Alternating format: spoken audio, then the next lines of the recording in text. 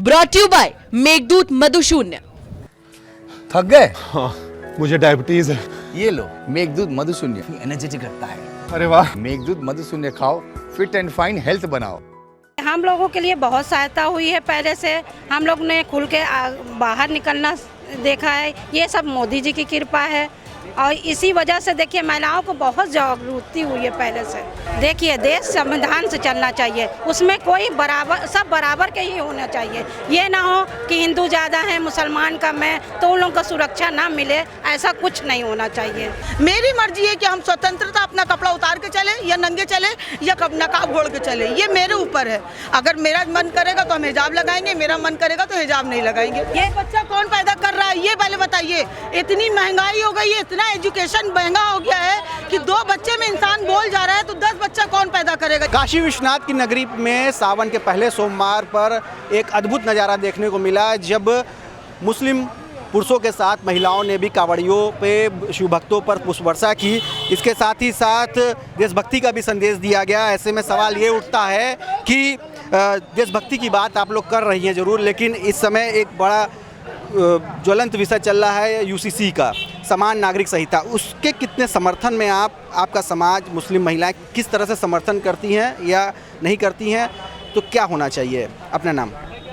मैं महज़बी बानो और मैं यहीं की रहने वाली हूँ, इसी क्षेत्र की, और ये कहना चाहती हूँ कि ये समाज आना चाहिए, क्योंकि देखिए हम लोगों के लिए बहुत सहायता हुई है। पहले से हम लोग ने खुल के बाहर निकलना देखा है। ये सब मोदी जी की कृपा है और इसी वजह से देखिए महिलाओं को बहुत जागृति हुई है। पहले से ये समझना हुआ है कि वो सुरक्षित हैं, वो घर के बाहर निकल सकती हैं, ये आत्मसम्मान पैदा हुआ है। तो देश एक कानून होना चाहिए। देश के संविधान से चलेगा कि शरीयत से चलेगा? देखिए देश संविधान से चलना चाहिए, उसमें कोई बराबर, सब बराबर के ही होना चाहिए। ये ना हो कि हिंदू ज़्यादा है मुसलमान कम है तो उन लोगों को सुरक्षा ना मिले, ऐसा कुछ नहीं होना चाहिए। संविधान सबके लिए बराबर होना चाहिए। एक देश एक कानून होना चाहिए, ये होना चाहिए। आप अपना नाम बताएं। मेरा नाम सोनी खान है। सोनी जी, क्या एक देश एक कानून होना चाहिए? समान नागरिक संहिता जिस तरह का ये अधिकार दे रहा है कि एक देश में एक कानून होना चाहिए, अलग अलग धर्मों को उनके अपने कानून से चलने की इजाज़त नहीं होनी चाहिए, एक देश एक कानून होना चाहिए। हम आपसे ये पूछना चाहते हैं, डॉक्टर भीमराव अंबेडकर का जो संविधान है उसके तहत कानून चल रहा है? खाली ये आप बताइए हमें। अगर चल रहा है तो ये चलना चाहिए और नहीं चल रहा है तो नहीं चलना चाहिए, मेरा ये मानना है।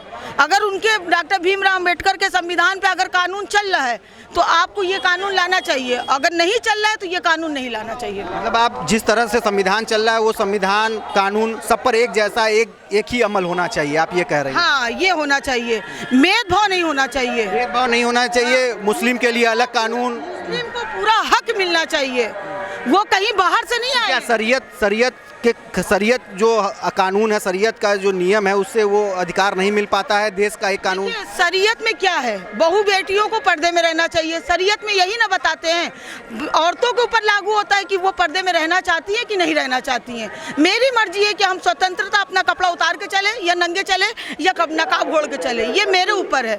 अगर मेरा मन करेगा तो हम हिजाब लगाएंगे, मेरा मन करेगा तो हिजाब नहीं लगाएंगे, ये मेरा अपना देश का संविधान ही दे सकता है। हाँ, ये दे सकता है। तो अगर हमारे नरेंद्र मोदी जी अगर ये लागू करते हैं, महिलाओं को सम्मान देते हैं तो बहुत अच्छी बात है, इसमें कोई बुराई नहीं है।